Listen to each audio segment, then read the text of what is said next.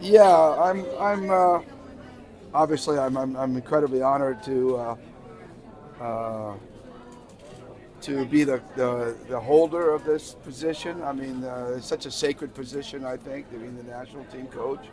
And, um, we've tried to develop a system in which, we can satisfy all the stakeholders and keep everybody trying to move in one direction. And so we're hoping that's what we did. I think the first window is going to be a little mugaloo because of we didn't give them the dates that we needed to have in terms of preparation. So it's right during the finals. The window is right at the end of the finals. So some of the players will be in the finals, but hopefully this is the only time that we don't smooth it out, and because we have the schedule out for even the next 4 years, and we've already presented to the stakeholders and PBA, the UAP, the NCAA. So we're hoping that this doesn't happen anytime in the next 4 years. But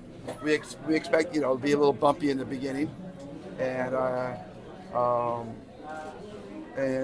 but we asked 12 guys to come in for us, and all 12 guys said yes. So we didn't have to go beyond our original list, which was kind of neat. We didn't think that was going to happen, but apparently everybody's on point and on page, and we like our mixture of veterans and youth, and we're ready to go at it. We'll start on the 15th. Coach, you mentioned some players are also in the PBA. Care to elaborate who the 12 players are? Well, you guys, it was released, wasn't it? The 12 were released. You want me to go through them? As I remember everybody. Well, Justin Brownlee is going to be our naturalized player if everything works out with with FIBA and their decision. We're hoping to come down sometime this week. That will hopefully free him up for the window on the 22nd. We have 4 players from Japan. One of them's here now, but Kai Soto, Dwight Ramos, AJ Edu, and Carl Tamayo. And then we have our lone UAA player, as everybody's talking about anyway, Kevin Kimball. We're excited about having him, and then the rest are PBA players. June Mar, of course, the regular suspects. Scotty, the ones basically from the Asian Games. June Mar, Scotty, Chris Newsom, CJ, Calvin Oftana, and Jamie Malonzo. He didn't go to the Asian Games, but he was on the World Cup team. So I think that's 12, right? Did I count 12? I missed one? Coach, you mentioned Jamie. Last night he got hurt, and then you said... Yeah, well, the good news is that we got some MRI results for today, and there was no structural damage. We were so relieved. We were pretty sure it was going to be an ACL, and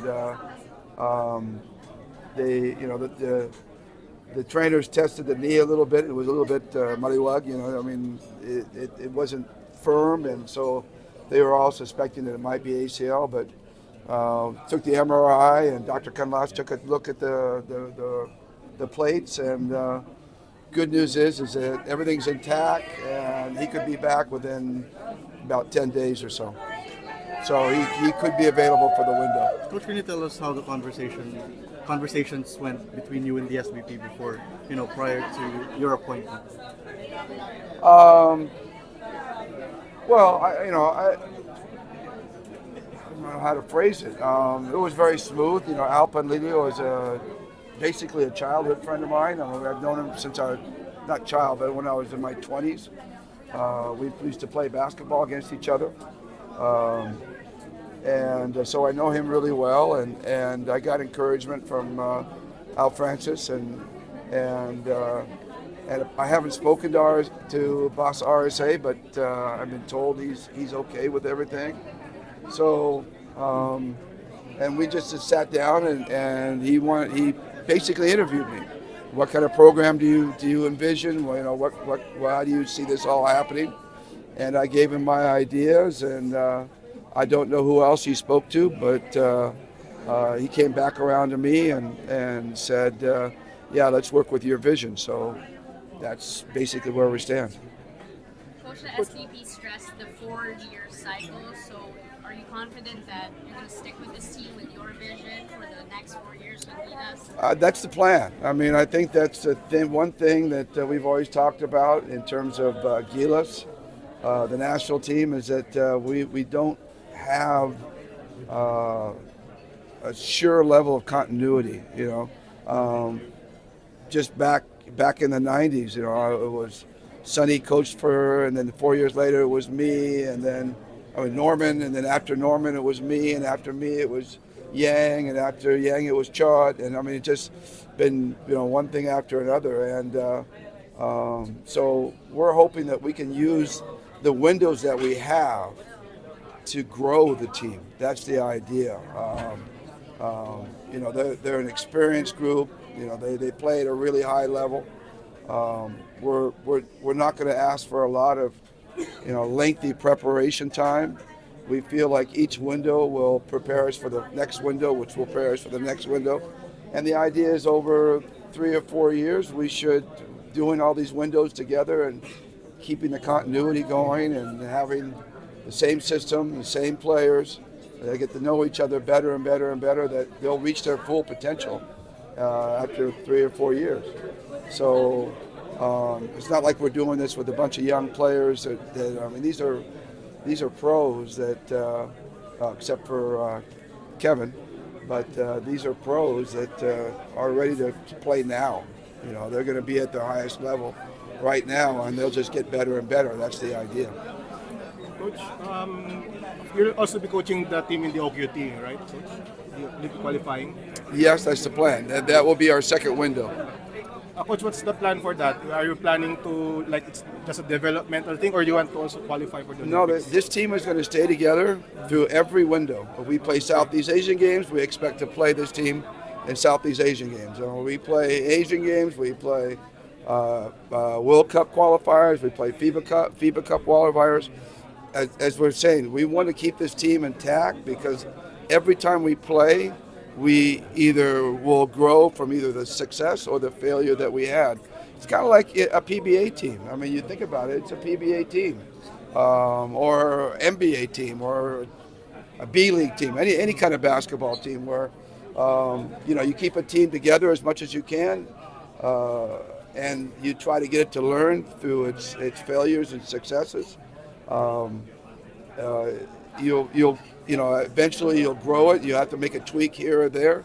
Ideally, it'll be the same 12 guys for 4 years, but that's kind of unrealistic. And the guys get older, guys get injured, so there will be some tweaks along the way. But the idea is to keep an intact core that understands a system that's not going to be, varying all the time. If we change, we have to start from zero every time we change. Change the players, change the coach.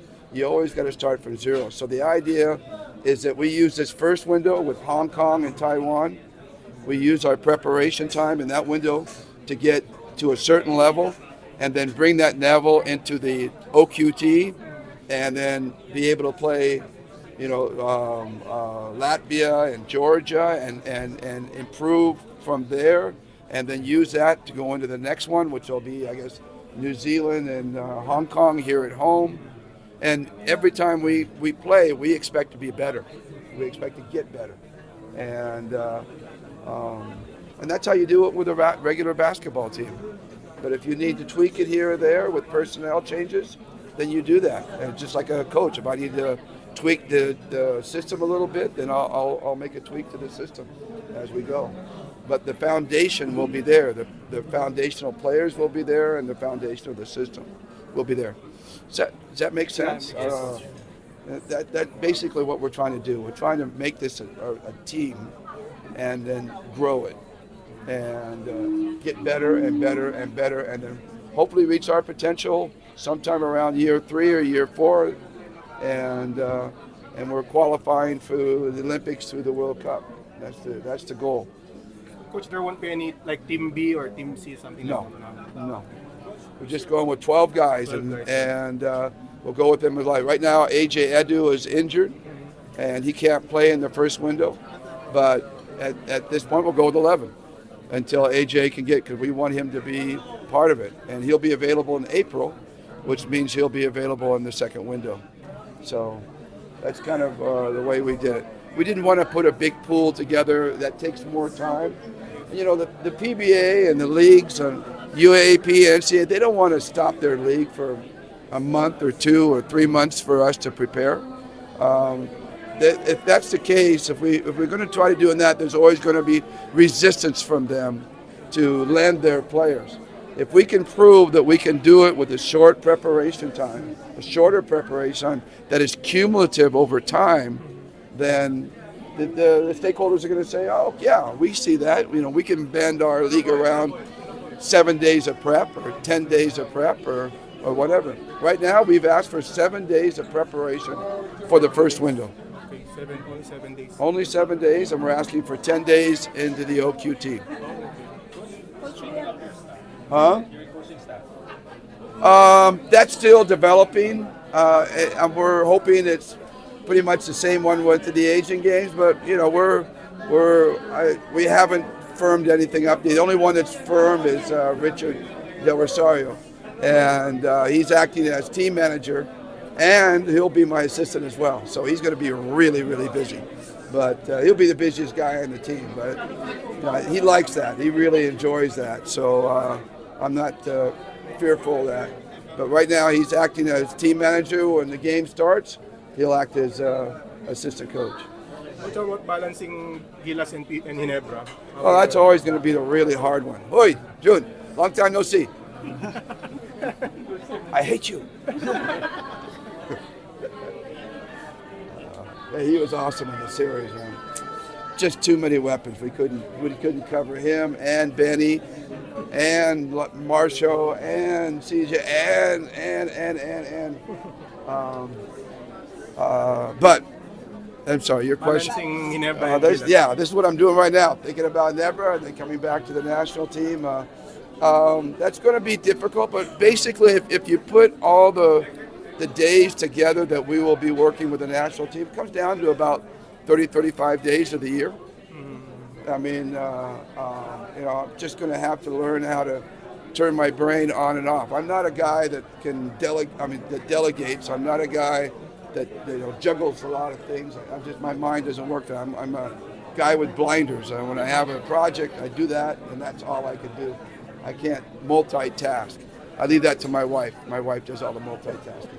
So I'm not very good at that. So this is something I'm going to have to, do and close my mind and do this and then close my mind again and do that. Because I'm not going to be able to juggle both. But that was the big question, and that's something that we talked to with Coach Al Francis and Boss RSA. The idea that we are going to try to do both things. It's not going to be easy. Coach, do you have a short list of players for next month's qualifier? Yeah, it's the same group that I mentioned earlier. Again, we're going to stay with 12 people the whole time, 12 players, hopefully through the 4 years. And that the only thing that I think that will, as long as these guys continue, are work hard and are good teammates, they'll be part of it for the whole 4 years. And that's really the challenge for them. We're not going to treat this team as an all-star team. That's one of the things that we have made very clear to them. This is not an all-star team. This is a national team, and we're going to treat it like a team. We're not going to try to showcase different people's skills and things like that. They're all going to try to blend in and be the best team that we can be. And I'm not going to treat them like all-stars. I mean, if they mess up, I'm going to get on them. It's not going to be everybody playing the same amount of minutes. Sometimes guys won't play, and even though they're stars, they'll have to just be one of the guys, and that's the way we're going to approach it. And that's what we talked about today in our meeting with them, is that this is not going to be an all-star team. It's going to be a national team, and you can't treat it like an all-star team. did they embrace the concept wholeheartedly? I think we've got really good embracing from not only the players but from the SPP as well and the stakeholders. It seemed like the stakeholders were pleased at the way we tried to present it, and by stakeholders I mean the PBA, the UAAP, the NCAA. These are the players we're trying to get. So they're on board, and that's the whole idea. We're trying to get a comprehensive program in which can help everybody and not disrupt anybody. You know, we're trying not to disrupt all the leagues out there, and it's going to be harder doing it this way. But I think it's be easier to pull together doing it like this way. Coach, do you have any update about Justin Brown? As I said earlier, we expect to hear something this week. He's part of the 12 right now, but it's still pending what happens with the FIBA sanctions. But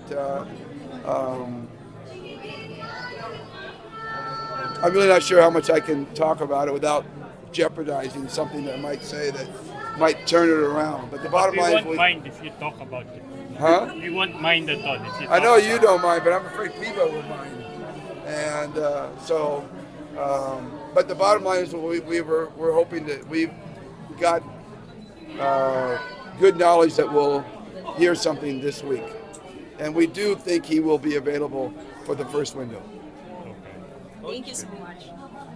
Coach, if you have it your way, would you like to have the national team playing as guest team in the PBA? No. First of all, I wouldn't want to.